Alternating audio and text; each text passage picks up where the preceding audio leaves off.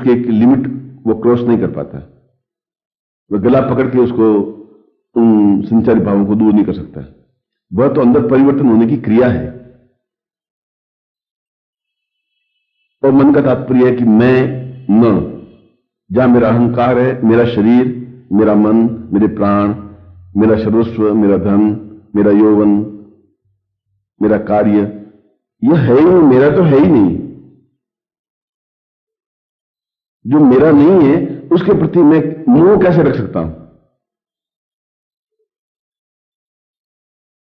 मगर उसके बावजूद भी उसके संस्कार ऐसे होते हैं कि बस होता होता है, सुनता है और वापस उसी पटरी पे चलने लग जाता है।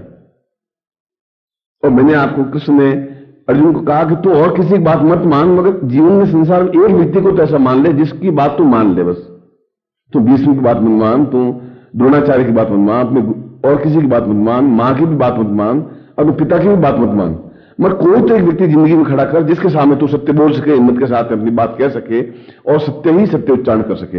यह बात भी मैं तुम्हें सत्य ही कह रहा हूं। यो माम पश्यति सर्वत्र।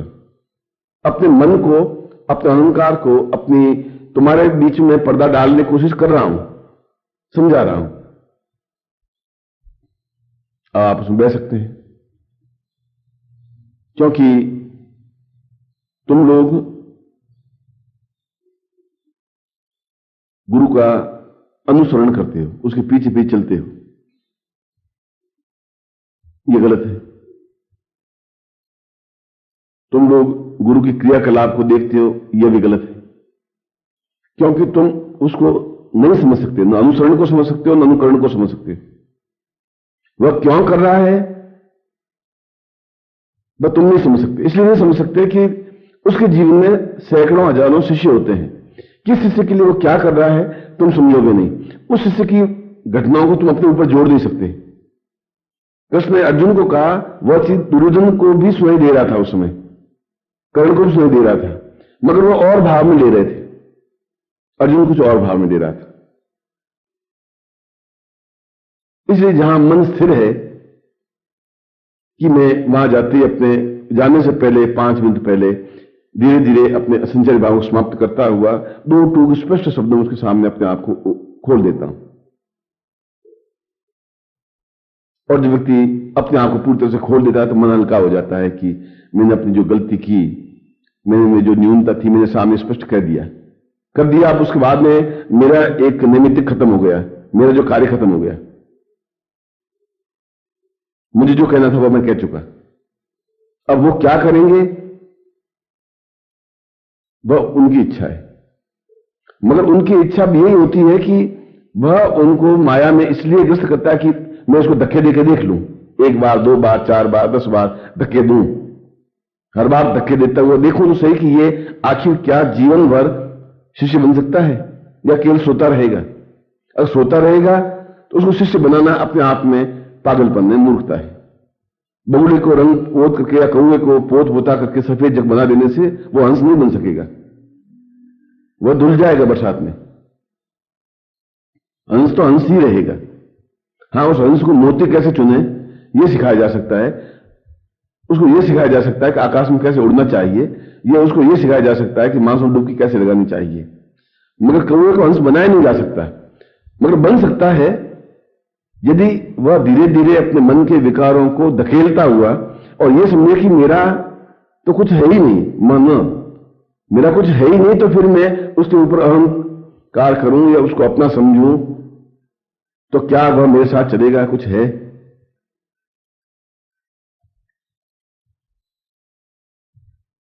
विवेकानंद को एक बार आने में देर हो गई रामकृष्ण पार्वती के आसपास, उन्होंने आज्ञा दी।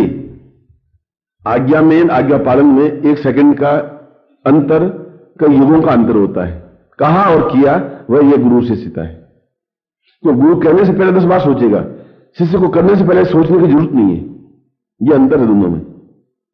जब गुरु आज्ञा देगा 10 बार सोचे, क्या इसकी क्षमता है, क्या मैं इसको कहूं 40 किलो वजन उठा, क्या मैं इसको कहूं 24 घंटे तो जागता रहे, 2 महीने जागता रहे, तो गुरु 10 बार सोचेगा। इसलिए 10 बार सोचने के बाद 11वीं बार वो आज्ञा देगा, और शिष्य 1 सेकंड भी देर कर दी तो शिष्य नहीं रह पाएगा। और विवेकानंद ने आने में 5 मिनट लगा दिए। रामकृष्ण परमहंस ने कहा कि क्या बात है, काफी क्षण बीते, तुम विलंब से आए।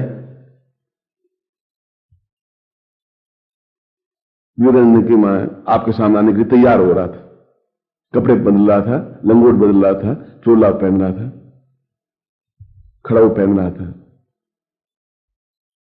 थोड़ा अपने आप को ठीक संवार रहा था। उसने कहा कि जब तुम मृत्यु की ओर जाओगे, जब मौत के आगोश में जाओगे, तब भी तुम पूरी तरह से तैयारी करोगे, अपने आप को सजाओगे, खड़ाऊ पहनोगे, फिर उस समय फिर चोला ढंग से बदलोगे, फिर मुंह को वापस धोओगे, फिर केस को संवारोगे, तैयारी होने के बाद जाओगे। वह तो एक क्षण के लिए तुम एकदम से रवाना होना पड़ेगा तुम्हें।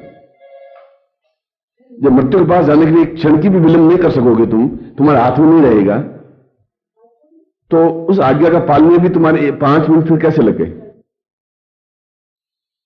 ये मन की अवस्था होती है। और मन की अवस्था में फिर काम, क्रोध, लोभ, मोह, अहंकार, ये विकार होते हैं, ये दुष्प्रवृत्तियां होती हैं। और ये व्यक्ति शिष्य को गुरु में समर्पित होने देते ही नहीं। अर्जुन अंतिम क्षण तक भी समर्पित नहीं हो पाया, आज्ञा पालन तो किया, समर्पित नहीं हो पाया, पूर्णता प्राप्त नहीं कर पाया। और आखिर मृत्यु के बाद में न वो राज्य कर पाया ढंग से, और न ढंग से मृत्यु को प्राप्त कर पाया, और न सिद्धाश्रम में जा पाया। ये ऐसा क्यों हुआ? इसलिए कि पूर्ण रूप से समर्पित नहीं हो सका, पूर्ण रूप से अपने मन को उनके साथ जोड़ नहीं सका। और गुरु के साथ, गुरु बार बार आपको, गुरु है, उनकी ड्यूटी एक परीक्षा ले कि मैं परख लूं, थोड़ा टटोल करके देख लूं, ये कौवा है या अंश बन गया है। तो उसको कई बार उसको फटकारेगा, डांटेगा, आदेश देगा, रात को 1 बजे जगह के भी कुछ काम सौंप देगा, गाय चराने के लिए भेज देगा, घास मंगवाने के लिए भेज देगा, कुछ ऐसा काम सौंप देगा, 2 ऐसा वैसा काम सौंप देगा। उसमें उसका कोई स्वार्थ नहीं है। आपको स्वार्थ लग रहा है क्योंकि आप अनुकरण कर रहे हैं कि गुरु क्या कर रहे हैं, और फिर आप अनुसरण करने लग जाते हैं कि अच्छा उन्होंने ऐसा किया तो मैं भी ऐसा करूं, वो मिठाई खा रहे हैं फिर मैं भी मिठाई खाऊं। ये अनुकरण और अनुसरण दोनों ही बीच में गैप पैदा करते रहते हैं। ये माया है कि माया के यही 2 भेद हैं, जहां अनुकरण अनुसरण करते हैं, हम किसी का अनुरूप बनने की कोशिश करते हैं, वहीं गड़बड़ हो जाती है। हम जब मन में स्थित हो जाते हैं और अपने आप में स्थित हो जाते हैं कि एक व्यक्ति को मुझे चुनना है, उस व्यक्ति के सामने मुझे 2 टूक स्पष्ट रूप से अपनी बात को कह देना है, और उनकी आज्ञा पालन ही मेरे जीवन का एक अभिन्न अंग है, उसमें फिर एक स्वभाव बन जाता है उसका, फिर उसको प्रयत्न नहीं करना पड़ता, वो ऑटोमेटिक हैबिट बन जाती है। यहां खुजली आती है तो मुझे कुछ सोचना नहीं पड़ता, तो मैं हाथ से खुजला लेता हूं, उसमें कुछ पलक झपकाने के लिए मुझे प्रयत्न नहीं करना पड़ रहा है। यह पलक झपकना अपने आप में ऑटोमेटिक क्रिया बन जाती है। जहां मन को, मैं को विसर्जन करने की क्रिया होती है, वहां शिष्य बनने की प्रारंभ स्थिति बनती है। जहां शिष्य बनने की क्रिया प्रारंभ होती है, तब उसके लिए बाकी सब कुछ गौण हो जाता है, आज्ञा पालन रह जाता है, मगर फिर वापस उसी जगह कि मेरा तो कुछ है ही नहीं, आज्ञा पालन किया, आज्ञा दी, मैंने पालन कर लिया, क्यों? पालन करना मेरा फर्ज था, धर्म था, मगर ये मेरा कुछ है नहीं। और ऐसा करने पर एक मन में छल और झूठ और कपट और असत्य और व्यभिचार और नीचता और न्यूनता दूर हट जाती है, और दूर हट के एक पूर्ण वातावरण जो होता है वो प्रेम का वातावरण बन जाता है। अंदर से जो भी निकलेगा वो सुगंधमय निकलेगा, एक ऐसा निकलेगा कि दूसरों को प्रेरणा देगा, दूसरों को उत्साहित करेगा, दूसरों को ऊंचा उठाने की क्रिया होगी।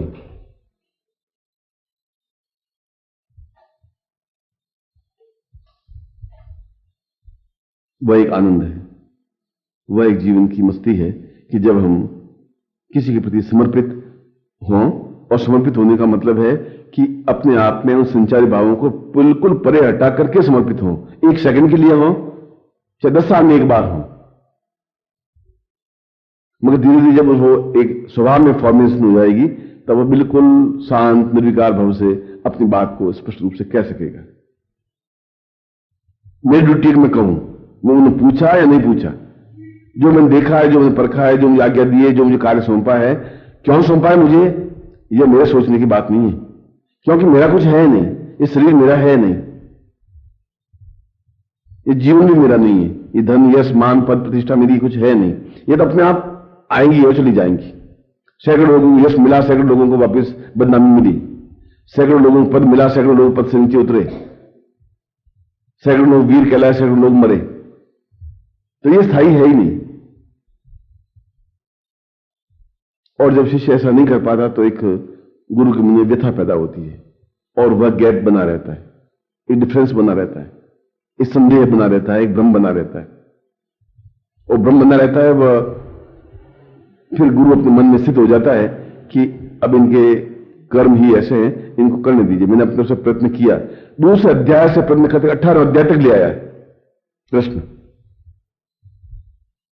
पूरा इतना अंतराल बिताया और यहां तो भी कहा कि मैं कह रहा हूं ये सत्य है, अब मान जाता हूं, मैं सौगंध खा के कहता हूं ये सत्य है। और तब अर्जुन खड़ा हुआ। और मैं भी आज उमाष्टमी के अवसर पर आपको ये पूर्ण सत्यता के साथ कह रहा हूं कि गुरु माया का आवरण आप पर डालेंगे, डालते हैं, डालते जाएंगे, और आपके ये सारे 32 जो संचारी भाव हैं वे आज उमाष्टमी के दिन समर्पित हो जाने चाहिए, समाप्त हो जाने चाहिए, अग्नि में एक आहुति दे देनी चाहिए। और जो एक भाव रहे उस भाव को छल छद्म द्वेष झूठ कपट रहित जो अपना आत्मा है वह विसर्जित कर देना चाहिए गुरु के चरणों में, गुरु के प्रति। कोई पत्नी के प्रति समर्पित कर देता है, कोई धन के प्रति कर लेता है, मगर जीवन का आनंद प्राप्त नहीं कर पाते हो। इसलिए यह पर्व आज का दिन एक चिंतन का है, एक विचार का है, एक एहसास करने का है कि क्या मैं पूरे निश्चय के साथ सेवा कर रहा हूं या सेवा का ढोंग कर रहा हूं, क्या पूरे निश्चय के साथ आज्ञा पालन कर रहा हूं या आज्ञा पालन का ढोंग कर रहा हूं, क्या पूरी क्षमता के साथ गुरु के सामने सत्य बोल रहा हूं या सत्यवादी बनने का ढोंग कर रहा हूं। ये खुद ही विचार करें। और कभी कभी इस विचार में एक जीवन के 1000 जीवन बीत जाते हैं, तो कभी कुछ समय में ही वो अपने आप में पूर्ण रूप से सिद्ध प्रज्ञ हो जाता है, पूर्णता प्राप्त कर लेता है, अपने आप में लीन हो जाता है, अपने आप को विसर्जित कर लेता है। और अर्जुन विसर्जित हुआ, खड़ा हुआ, गांडीव लिया और अपने गुरु के ऊपर तीर चलाया, अपने दादा पर तीर चलाया, अपने पिता पर तीर चलाया, अपने परिवार पर तीर चलाए, क्योंकि उसको यह ज्ञान हो गया कि अब ये सत्य बोल रहे हैं, अब इसके बाद में तो कुछ भ्रम संदेह की बात ही नहीं है। अब मैं अगर युद्ध नहीं करूंगा तो फिर विजय प्राप्त नहीं कर पाऊंगा, क्योंकि ये मेरे है ही नहीं, ये मेरे साथ चल नहीं सकते। जो मेरे नहीं है उनके प्रति मोह होना भी नहीं चाहिए।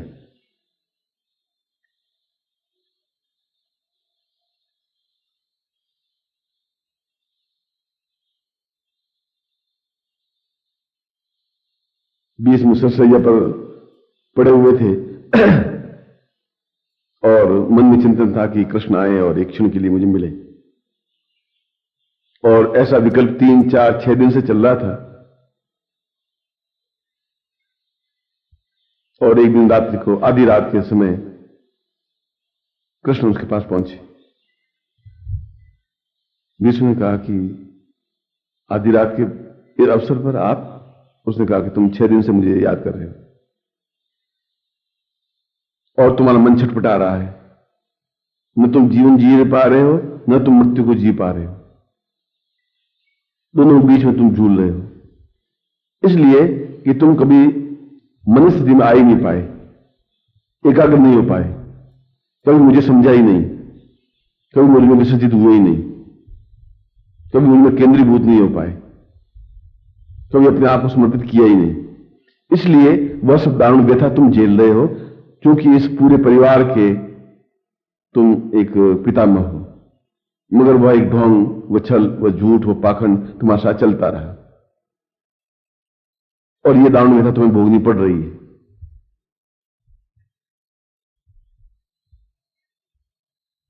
भीष्म की आंखों में आंसू आ गए कि वास्तव में मैं धर्म की आड़ लेता हुआ झूठ बोलता रहा, द्रौपदी का चीर हरण होता रहा और मैं आंखें नीचे झुकाए बैठा रहा।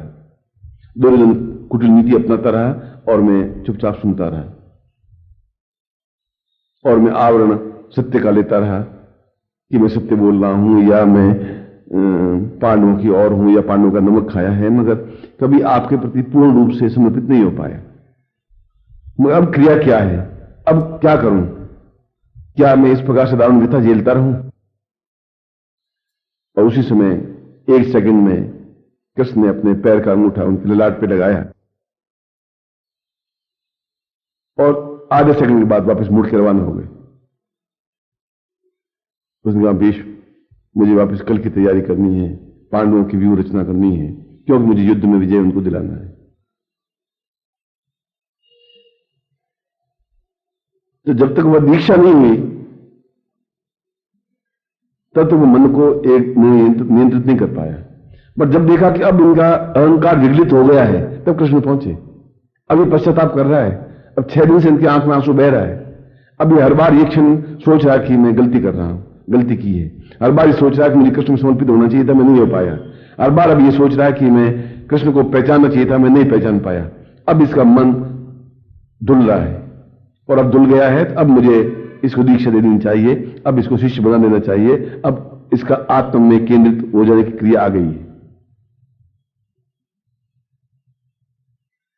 और वही भाव गीता में उन्होंने 18वें अध्याय में कहा था, और वही चिंतन आज अष्टमी का पर्व पर है। हम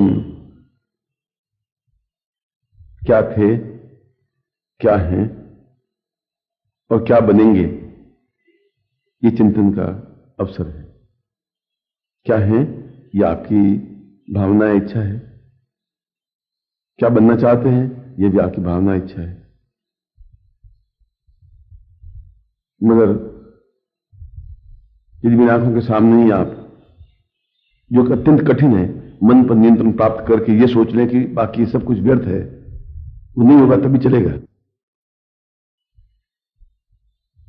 पद है और नहीं है तभी चलेगा, पद था तभी चलेगा, पद नहीं होगा तब भी चलेगा। धन था तभी चलेगा, तो धन नहीं था तब भी चलेगा।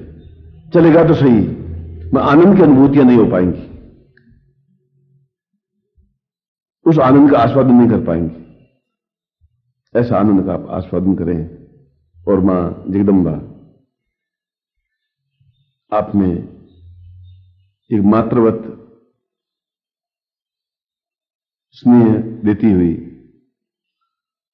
आपके इन विकारों को दूर करें और आप पूर्ण रूप से लीन होते हुए आपकी जबान से केवल एक व्यक्ति के प्रति और उनके सामने सत्य शब्द ही निकले, चाहे कितने कटु हो, चाहे उनके प्रति द्वेष की प्रवृत्ति भी हो कि मेरे आपके प्रति ऐसी प्रवृत्ति रही है, मगर अगर मैं विगलित हो रहा हूं,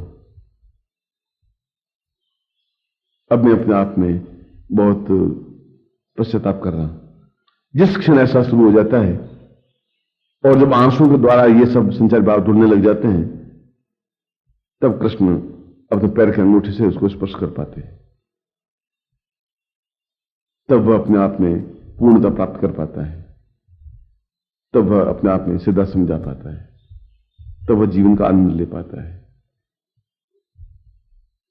और यह संदेश अष्टमी का है। और अपने आप के सारे अहंकार, झूठ, छल, कपट को समर्पित करते हुए, वो में जलाते हुए अपने स्थितप्रज्ञ हों और पूर्ण क्षमता के साथ कार्य करते हुए जियो, और पूर्ण क्षमता के साथ कार्य करते हुए आने वाली पीढ़ियां एहसास कर सके कि किसी व्यक्ति के संपर्क में यह व्यक्तित्व था। मैं आपको ऐसे आशीर्वाद देता हूं। इस प्रभात में आपको ऐसी कामना करता हूं कि जीवन आपका नहीं है, मेरे पास गिरवी रखा हुआ है। ये श्वास आपकी नहीं है, मेरे पास गिरवी रखी हुई है। ये जीवन आपका नहीं है, मेरे पास गिरवी रखी हुई है, मगर गिरवी रखी हुई है, मेरी नहीं है। और गिरवी रखी हुई चीज वापिस ली जा सकती है। और गिरवी रखने के पर सेठ भी उसको स्वीकार नहीं, अपना धन नहीं मानता। इसलिए आपका जीवन मेरे पास गिरवी रखा जरूर है, मगर मेरा है नहीं वह, और वह मेरा हो जाए, मैं ऐसा ही आपसे उम्मीद करता हूं, ऐसे ही आपको आशीर्वाद देता हूं कि आप अपने आप में पूर्णता के साथ एक गुरु में लीन हो जाएं। और जिस दिन ऐसा हो जाएगा, शायद उस दिन मेरे मन में बहुत संतोष की प्रवृत्ति पैदा होगी, एक आनंद का उद्रेक होगा। और जब नीचे पूरे परिसर में तुम्हारे चेहरे से, भावनाओं से, विचारों से, शब्दों से, जबान से एक प्रेम में वातावरण बन सकेगा, शायद उस दिन मुझे सबसे ज्यादा एक आनंद और श्रेष्ठता मिल पाएगी। मैं आपको फिर एक बार इस शुभ अवसर पर आशीर्वाद देता हूं, कल्याण कामना करता हूं। ओम परम तत्वाय नारायणाय गुरुभ्यो नमः। ओम ह्रीं मम प्राण देह रोम प्रतिरोम चैतन्य जाग्रय ह्रीं ओम नमः। ओम भूर्भुवः स्वः तत्सवितुर्वरेण्यं भर्गो देवस्य धीमहि धियो यो नः प्रचोदयात्।